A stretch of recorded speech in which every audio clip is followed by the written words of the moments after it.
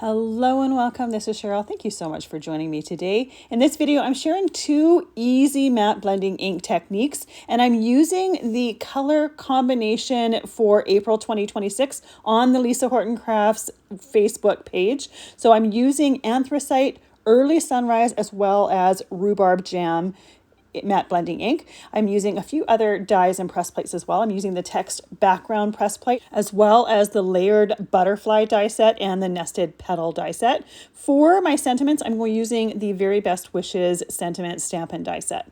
So I'm going to start off by creating my background because I'm going to need a little bit of time for it to dry.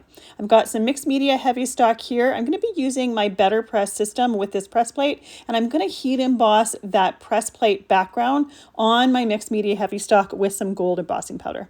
So I start off by taping it into the BetterPress system, and then I can put the plate on the base of the BetterPress system. I'm going to put some embossing powder tool on my background because I want my embossing powder to only stick to the press plate images. I'm inking that press plate with some VersaMark ink. Any embossing ink will work here. And then I'm putting the clear plate to the base, putting it through my die cutting machine to press that image into my mixed media Heavystock. Once I have that done, I can pour on my embossing powder and then I can heat it with my embossing tool.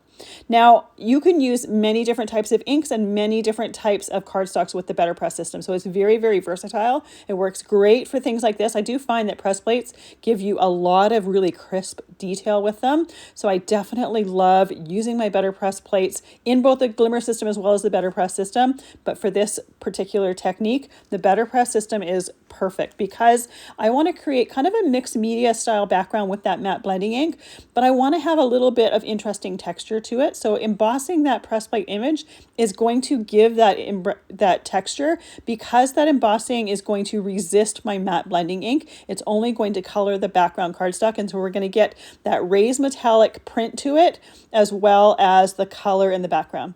Now you could do ink blending over this, that would work as well, but it's going to create a completely different look than what I'm going to do in just a moment. The other thing is if you're going to do some ink blending instead of what I'm doing, you don't need to use mixed media Heavystock because what I'm doing is going to have water on it. You need to have some cardstock that can handle that water.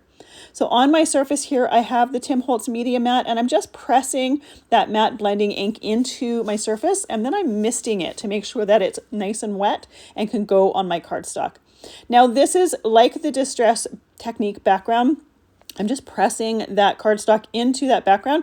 Typically what I would do would be to dry it and then tap it back into that ink. But with this first pressing, I really loved the look of it.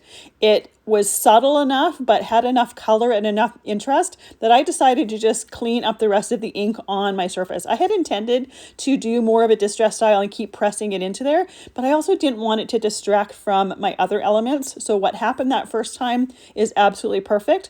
But another option would be to use that heat it tool to mostly dry the ink and then tap it into the remaining ink to get a little bit more texture, a little bit more color. So that's another option there. For my sentiments, I'm using my Misti stamping tool to stamp that sentiment stamp with some embossing ink with that VersaMark ink. I'm going to use that same gold embossing powder in order to heat emboss those sentiments. That way my sentiments are going to coordinate with the gold on the background of my card. Now there is a coordinating die set to die cut these sentiments out. I'm going to just use my trimmer to die cut them because the die in that set has curves around the edges, and I don't really want my sentiments to be curved. I want them to just be sentiment strips that are trimmed and have some sharp edges to them. We're putting the butterfly on here, and I also have that nested petal die set that has some curves, so I thought just trimming those sentiments would be a nicer look for what I was going for. But if you prefer, you definitely could use the coordinating die set with that. So I'm using my trimmer to do this. I use the finger blade, that clear, or finger protector, that clear piece, in order to help guide me and make sure that I have my sentiments nice and straight when I'm doing that trimming. For the first set of die cuts here, I'm using the Anthracite ink. Now, looking at the pad, it looks like it's black. It's really a dark green.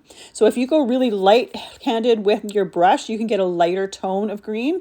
If you go darker or heavier, you get a darker tone of green. So it's a really great one to use. This is one of my favorite ones because of that green tone to it. I'm ink blending around my shadow part for my wishes sentiment. I have the two bodies for the butterfly. At this point, I hadn't decided if I wanted to do a side profile or a full on like two-wing butterfly. So I did both of those bodies. They got die cut at the same time anyways. And then I have I think it was the second and third largest of the nested petal die set die cut to create a bit of a frame on my card. Now, when you see me put the card together, my corners go right to the edge of the top layer that I have on my card. That's what I wanted. If you want it to be a little bit smaller, a little bit in, you could use the third and fourth largest and create a similar look. It would just have a little bit smaller frame to it. For my butterfly pieces, I have them all die cut with white cardstock. The largest of the butterfly wings, I use that same anthracite ink for that bottom layer. For the other layers, I'm using a combination of the early sunrise and the rhubarb jam. So for the second bottom layer, I have the rhubarb jam towards the outside of the wing.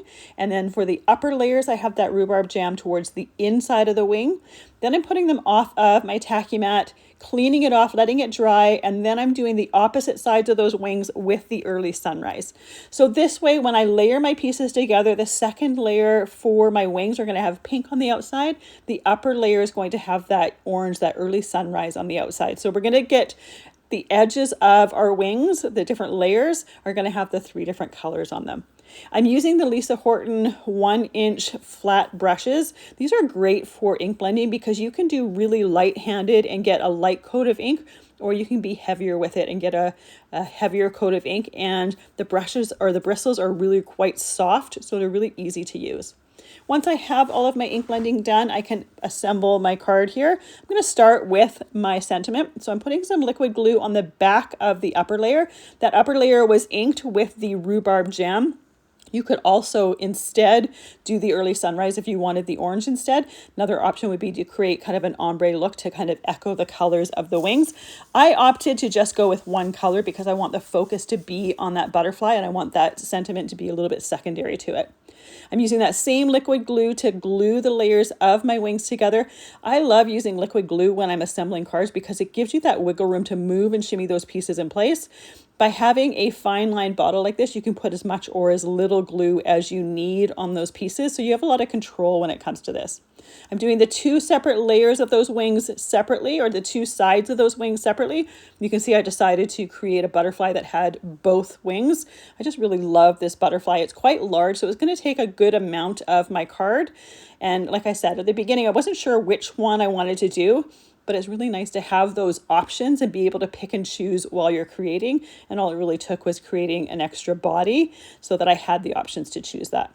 Now I had to wait here for a little while. I wasn't going to be able to create. So while I'm waiting, I might as well let something dry.